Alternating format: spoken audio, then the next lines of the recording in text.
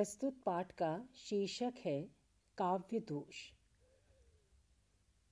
इस पाठ के अध्ययन के उपरांत आप काव्य दोष के स्वरूप से परिचित हो सकेंगे, काव्य दोष के प्रकारों को सोदाहरण समझ सकेंगे तथा औचित्य के आधार पर दोषों के गुण के रूप में बदलने की प्रक्रिया को जान सकेंगे।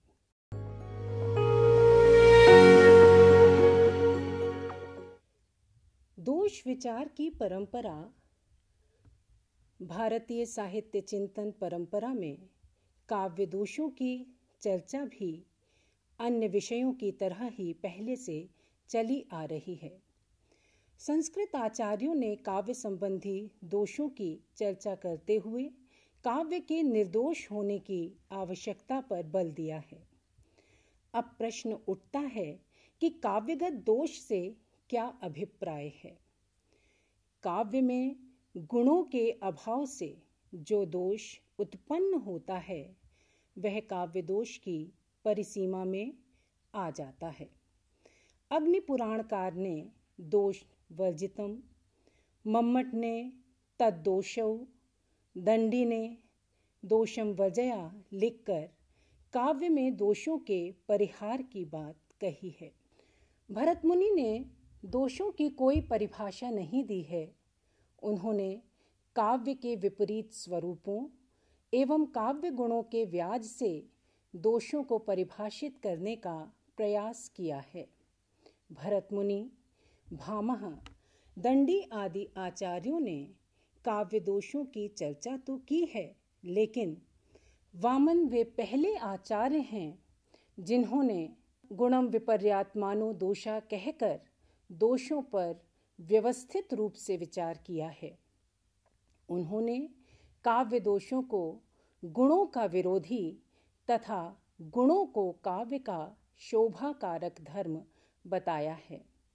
साथ ही पद, पदार्थ, वाक्य और वाक्यार्थगत 4 प्रकार के 20 दोष माने हैं। आचार्य आनंदवर्धन ने दोष के लिए अनौचित्य शब्द का प्रयोग किया है। मम्मट ने मुख्य अर्थ में बाधक तत्वों को दोष कहते हुए काव्य का मुख्य अर्थ रस माना है। आचार्य विश्वनाथ भी मम्मट की दोषगत परिभाषा को तो स्वीकार करते हैं, किंतु पद, पदांश, वाक्य, अर्थ और रसगत 5 प्रकार के दोष मानते हुए उनकी संख्या अधिक मानते हैं। विश्वनाथ के पद, पदांश, वाक्य, अर्थ और रसगत 5 प्रकार के दोष मम्मट के शब्द दोष में ही समाहित हैं। आचार्य मम्मट के अनुसार जो तत्व मुख्य अर्थ में बाधक होते हैं उन्हें दोष कहते हैं। रस के आश्रित होने पर वाच्य अर्थ भी प्रधान हो जाता है।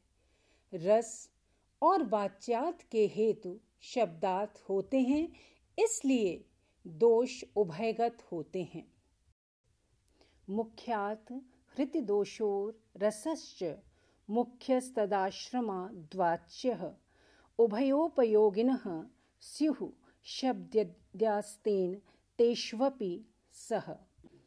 हिंदी के रीतिकालीन आचार्यों ने संस्कृत के आचार्यों के अनुसार ही दोषों पर विचार किया है।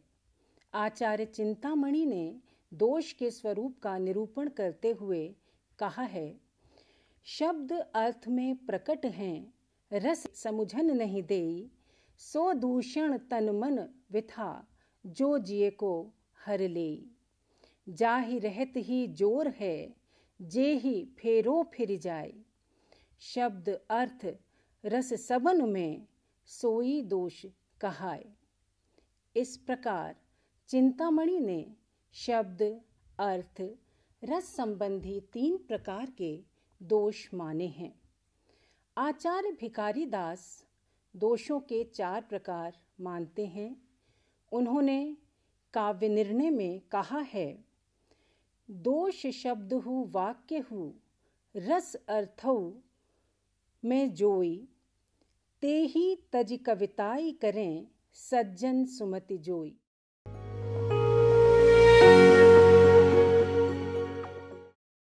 दोषों की संख्या के संदर्भ में मतैक्य नहीं है। इसका व्यावहारिक पक्ष यह है कि प्रत्येक कवि की रचना उसकी प्रतिभा, संस्कार एवं मनोजगत का प्रतिफलन होती है। फलतः उनमें गुण दोष का स्वरूप भी अलग अलग होने की संभावना रहती है। फिर भी कुछ दोष ऐसे हैं जो सामान्यतः रचनाओं में दिखाई दे जाते हैं। पूर्व आचार्यों के मतानुसार इनके 3 प्रकार कहे जा सकते हैं: शब्द दोष, अर्थ दोष और रस दोष।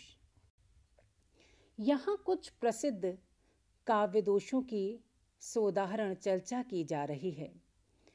शब्द दोषों की चर्चा करते हुए हम देखते हैं कि शब्द पर आधारित दोष शब्द दोष कहलाता है।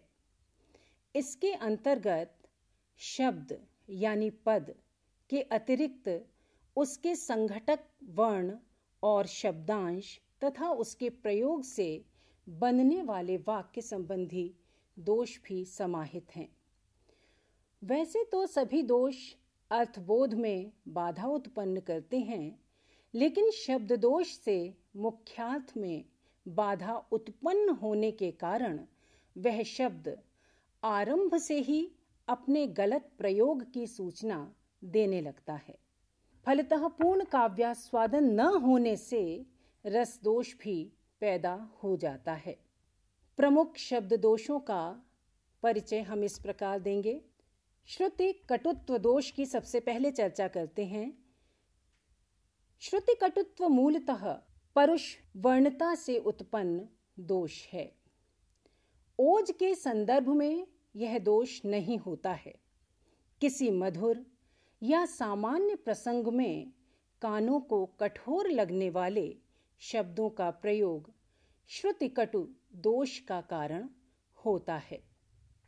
जैसे ब्रह्मत्व राजन्यत्व युत,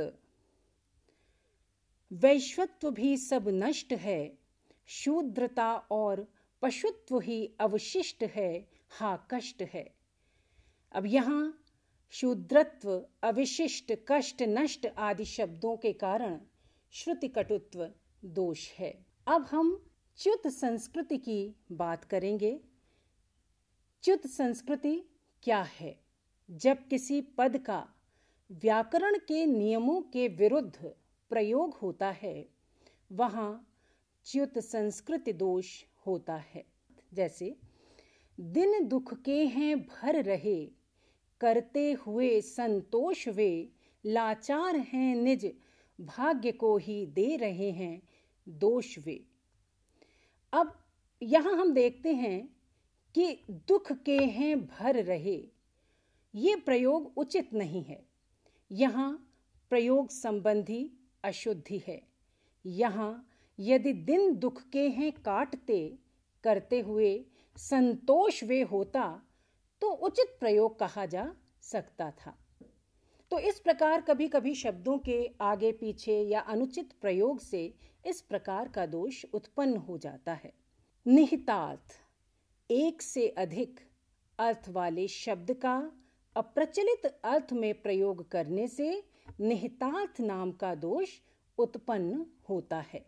जैसे देखो मैं दधिसुत में दधिजात, यहाँ दधिसुत शब्द के कई अर्थ हैं। जैसे कमल, चंद्रमा, मक्खन, मोती, हलाहल, विष, जलंधर नामक दैत्य, पंडित। दधिजात का तात्पर्य है चंद्रमा। श्री कृष्ण मक्खन खा रहे हैं, इस बिंब को प्रस्तुत करते हुए कवि सूर ने दधिसुत के लिए कमल अर्थात श्री कृष्ण का मुख कमल तथा दधिजात शब्द चंद्रमा अर्थात नवनीत के लिए प्रयोग किया है। इसलिए यहाँ निहितार्थ दोष देखा जा सकता है। इसके बाद हम अश्लीलत्व दोष की चर्चा करेंगे कि अश्लीलत्व दोष क्या है। लज्जास्पद, घृणास्पद और अमंगलवाचक पदों के प्रयोग से काव्य में अश्लील दोष आ जाता है। देखते हैं कि किस तरह काव्य में अश्लील दोष आता है। चोरत हैं पर उक्ति को, जे कवि हुए स्वच्छंद, वे उत्सर्ग वमन को, उपभोगत मतिमंद। यहाँ पर उत्सर्ग और वमन शब्द का प्रयोग लज्जास्पद प्रतीत होता है। इस तरह यहाँ पर अश्लील दोष के दर्शन होते हैं। ग्राम्यत्व दोष की चर्चा करते हुए हम उसे इस प्रकार परिभाषित करेंगे कि शिष्ट अभिरुचि के विरुद्ध शब्दों का काव्य में प्रयोग होने पर यह दोष माना जाता है। जैसे चढ़ी आप ऊपर उसे भी झकोरा, किया कान में कू उतर कर भगी में। यहाँ पर जो भगी क्रिया का प्रयोग है वो ग्राम्य है। इसका शिष्ट रूप है भागी, इसलिए यह भी दोष का एक कारण है। क्लिष्टत्व दोष अब हमारा विपरीत है, उसकी चर्चा करना।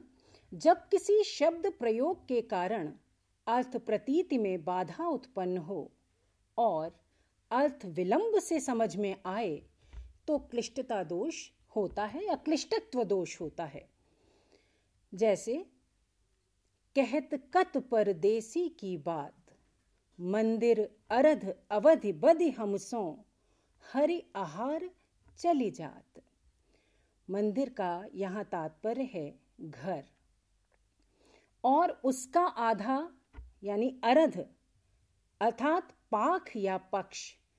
इस तरह अर्थ हुआ 15 दिन का समय। हरि आहार का तात्पर्य है शेर का आहार अर्थात क्या, मांस। यहाँ इसका अर्थ मांस से न होकर मांस से है। यह अर्थ बहुत प्रयत्न के बाद सिद्ध होता है, इसलिए यहाँ क्लिष्टत्व दोष है। अब प्रतीतत्व दोष की चर्चा करेंगे। अब प्रतीतत्व दोष वहाँ है जहाँ किसी शास्त्र विशेष में पारिभाषिक अर्थ में प्रसिद्ध शब्द के काव्य में प्रयुक्त होने पर इस प्रकार का दोष दिखाई पड़े। जैसे नव पौरी पर दसम दुआरा, तेहि पर बाज राज घरियारा। यहाँ पर दसम द्वार योगियों का पारिभाषिक शब्द है। उससे सामान्य व्यक्ति को अर्थ समझने में कठिनाई होती है। अतः यहाँ अप्रतीतत्व दोष के दर्शन होते हैं। न्यून पदत्व दोष की चर्चा इसके बाद अभीप्सित है। जहाँ अभीप्सित अर्थ प्रकट करने के लिए वाक्य में किसी पद की न्यूनता मालूम पड़े, वहाँ न्यून पदत्व दोष होता है। जैसे शत शत संकल्प विकल्पों के, अल्पों में कल्प बनाती सी। यहाँ अल्प शब्द क्षणों शब्द के बिना पूर्ण अर्थ की व्यंजना करने में सक्षम नहीं है, इसलिए न्यून पदत्व दोष है।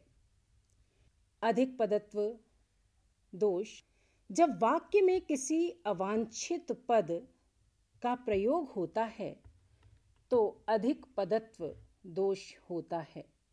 हर दीप है स्वतंत्र, रोशनी स्वतंत्र है, अब शक्ति की ज्वलंत दामिनी स्वतंत्र है। यहाँ अर्थ की पूर्ण सिद्धि के लिए दामिनी के साथ ज्वलंत शब्द की आवश्यकता नहीं है, इसलिए अधिक पदत्व दोष है। अक्रमत्व दोष। अक्रमत्व दोष वहाँ है जहाँ वाक्य में जिस पद को जहाँ होना चाहिए वहाँ न रखकर अन्यत्र रखा जाए। जैसे किसने रे क्या क्या चुने फूल, जग के छवि उपवन में अकूल, इसमें कलि किसलय कुसुम शूल। उक्त पंक्तियों में किसलय, कली, कुसुम यह क्रम रहता तो संभवतः ठीक रहता। इस क्रम के अभाव में दुष्क्रमत्व दोष माना गया, क्योंकि क्रम भंग हुआ है। अब हम अर्थ दोषों की ओर बढ़ते हैं। प्रश्न उठता है कि अर्थ दोष क्या है? काव्य मर्म के बोध में कठिनाई उत्पन्न हो, यानी जिन प्रयोगों से काव्य मर्म के बोध में कठिनाई उत्पन्न हो तथा काव्यार्थ की रमणीयता का अपकर्ष हो, उन्हें अर्थ दोष कहते हैं। कुछ प्रमुख अर्थ दोष इस प्रकार हैं। अपुष्टत्व। अपुष्टत्व दोष क्या है? जब कोई उक्ति मुख्यार्थ की उपकारक न होकर यूं ही कह दी जाए, वहां यह दोष माना जाता है।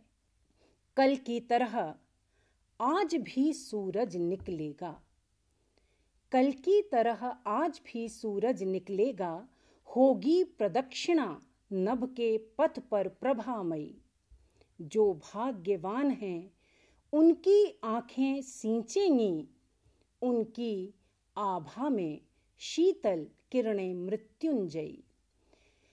अब यहां पर नीचे की दो पंक्तियां कवि भाव को समग्रता के साथ अभिव्यक्त कर सकने में असमर्थ हैं। जैसे उनकी आंखें सींचेंगी, उनकी आभा में शीतल किरणें मृत्युंजयी। ये तीन वाक्य भाग्यवान के संदर्भ में कहे गए हैं। कवि कहना चाहते हैं कि सूर्य की प्रातःकालीन किरणें शीतलता और अमरत्व देने वाली हैं, लेकिन नीचे की दो पंक्तियों का अनुगमन करने से मुख्यार्थ बाधित होता है। यानी जो कवि कहना चाहता है वो स्पष्ट रूप से परिलक्षित नहीं हो पाता।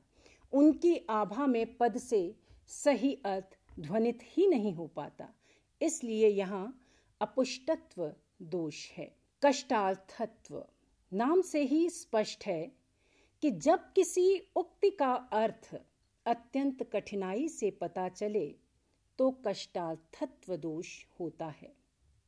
जैसे तो पर वारों चारि मृग, चारि विहंग फल चार।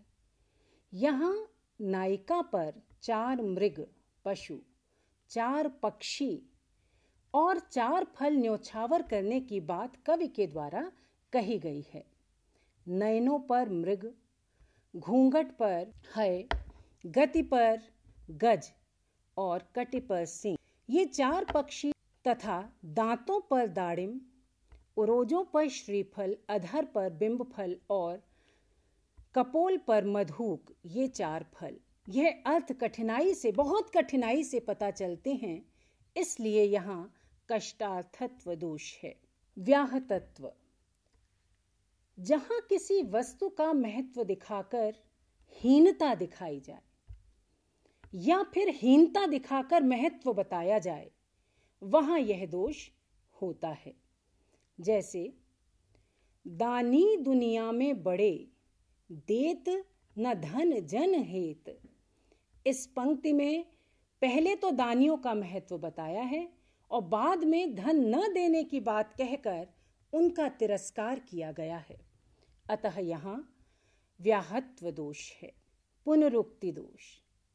पुनरुक्ति दोष नाम से ही स्पष्ट है, जब एक ही भाव या अर्थ भिन्न भिन्न शब्दों द्वारा व्यक्त किया जाता है तब वहां पुनरुक्त दोष माना जाता है। उदाहरण से स्पष्ट करेंगे। विचार लो कि मृत्यु हो, न मृत्यु से डरो कभी, मरो परंतु यो मरो की याद जो करें सभी। यहाँ एक ही अर्थ के लिए मृत्यु, मर्त्य, मरो शब्दों का व्यवहार हुआ है, इसलिए यहाँ पर पुनरुक्ति दोष है। बार बार एक ही शब्द का प्रयोग है। दुष्क्रमत्व दोष। यहाँ भी स्पष्ट है कि जहाँ क्रम में कोई बाधा आए वहाँ यह दोष होता है। तो जैसे जहाँ अनुचित अर्थक्रम का विधान किया गया हो वहाँ यह दोष होता है। जैसे नृप मोको है दीजिए अथवा मत गजेंद्र। लोक में याचना का क्रम यह नहीं है। लोक में याचना का क्रम क्या है कि पहले हाथी मांगा जाए, है? यदि हाथी न मिले तब घोड़े से ही संतुष्ट हो जाया जाए। लेकिन उक्त पंक्ति में यह क्रम विपरीत है, अतः यहाँ दुष्क्रमत्व दोष दिखाई देता है। प्रसिद्धि विरुद्धत्व। जिस वस्तु के संस्कार जनता के हृदय में जिस रूप में हो उसके विरुद्ध वर्णन करना प्रसिद्धि विरुद्ध दोष कहलाता है। जैसे हरि दौड़े रण में लिए कर में धनवा वाण। यहाँ पर कृष्ण का धनुष वाण लेकर दौड़ना परंपरा विरुद्ध है, अतः प्रसिद्धि विरुद्ध दोष यहाँ दिखाई पड़ता है। अनवीकृतत्व दोष। जहाँ पर अनेक अर्थों का एक ही प्रकार से वर्णन हो और उसमें किसी प्रकार की विलक्षणता न हो तो वहाँ अनवीकृतत्व दोष होता है। जैसे उसी उदार की कथा सरस्वती बखानती, उसी उदार से धरा कृतार्थ भाव मानती, उसी उदार की सदा सजीव कीर्ति कूजती, तथा उसी उदार को समष्ट सृष्टि पूजती। यहाँ अर्थगत विलक्षणता के अभाव में अनवीकृतत्व दोष है। एक ही शब्द बार बार बार, लेकिन उसमें कोई नयापन नहीं है। साकांक्षत्व।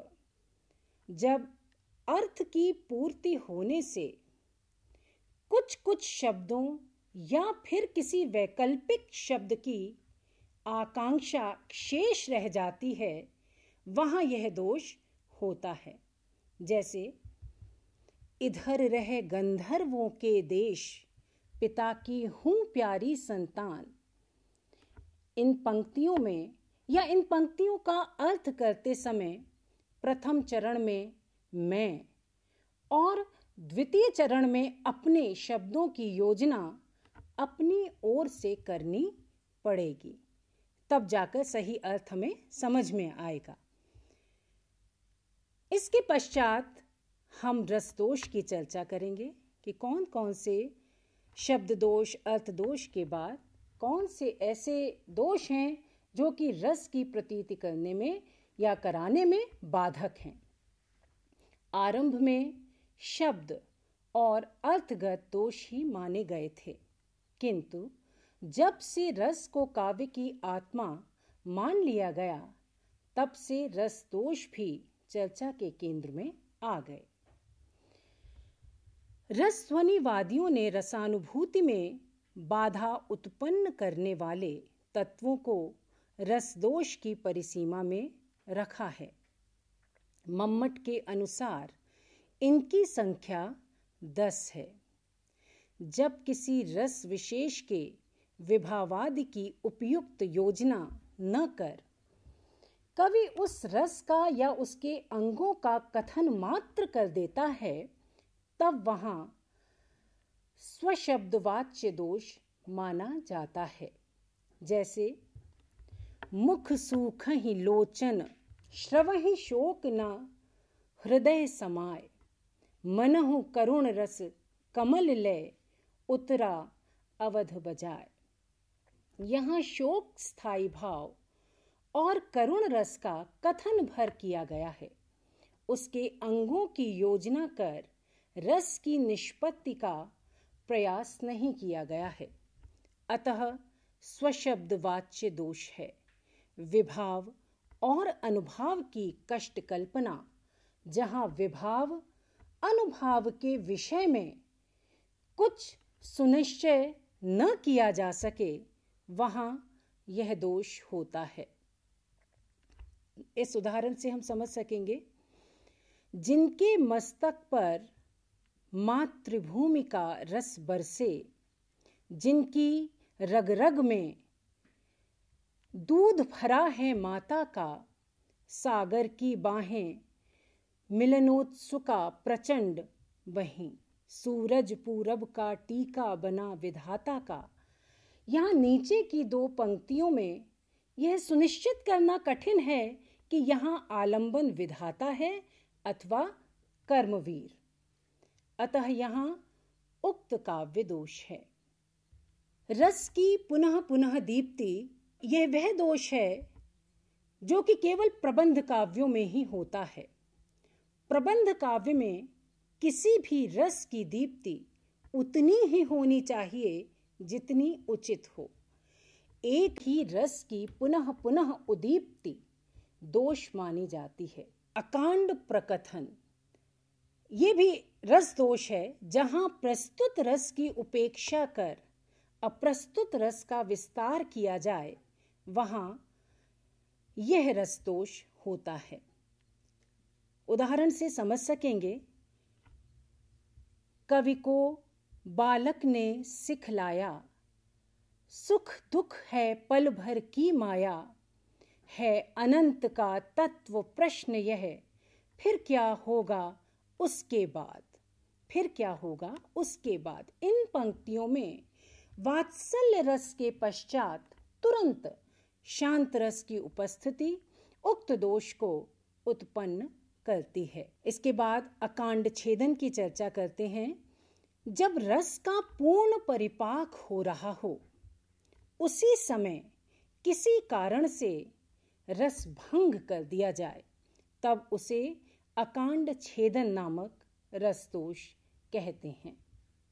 अंगभूत रस की अतिवृद्धि और अंगी की विस्मृति, ये भी रसदोष के रूप में उपस्थित होती है। नाटक और काव्य में एक अंगी रस होता है और अन्य रस अंग होते हैं। जब कवि प्रधान रस की उपेक्षा कर अंग रसों के परिपाक पर ध्यान देने लगता है, वहां यह दोष स्वयं ही आ जाता है। जब कवि अंगी रस के परिपाक को भूल जाता है, तब अंगी की विस्मृति नामक दोष होता है। प्रकृति विपर्य दोष की चर्चा काव्यादिको नायक प्रायः 3 प्रकार के होते हैं। देवता, देवतावतार और मनुष्य। अपेक्षा की जाती है कि कृति की आवश्यकता के अनुरूप इनका चरित्र बनाया जाए या इनका चरित्र विकसित किया जाए। लेकिन जब कवि दिव्य में अदिव्य आदि के गुणों को दिखा देते हैं, तब इस प्रकार का दोष उत्पन्न हो जाता है। इनके अतिरिक्त रस दोष और भी कई स्थितियों में घटित हो सकते हैं। इनके कारण देश, काल, वर्ण, अवस्था आदि का अनौचित्य होता है। इन दोषों में से अधिकांश दोष वे हैं जो केवल प्रबंध रचनाओं और नाटकों में ही हो सकते हैं। रसवाच्य या वर्णनीय होने के स्थान पर व्यंग्य और अनुभूति गम्य होता है। यह अखंड और विलक्षण भी होता है, इसलिए उसका नामोल्लेख पूर्वक वर्णन दोष माना जाता है। रस के आस्वाद में बाधा उत्पन्न करने वाले समस्त तत्व रस दोष के कारक होते हैं। रस की निष्पत्ति व्यंजना शक्ति के माध्यम से मानी गई है और इसी कारण रस को व्यंग्य माना गया है, न कि वाच्य। उक्त दोष प्रकारों के अतिरिक्त अलंकार दोष भी माने गए हैं। इनका उल्लेख भामह, दंडी, वामन, रुद्रट और भोजराज ने किया है, किंतु मम्मट के अनुकरण में विश्वनाथ ने इन्हें स्वीकार नहीं किया। वे इनका अंतर्भाव पदादिगत दोषों में मानते हैं।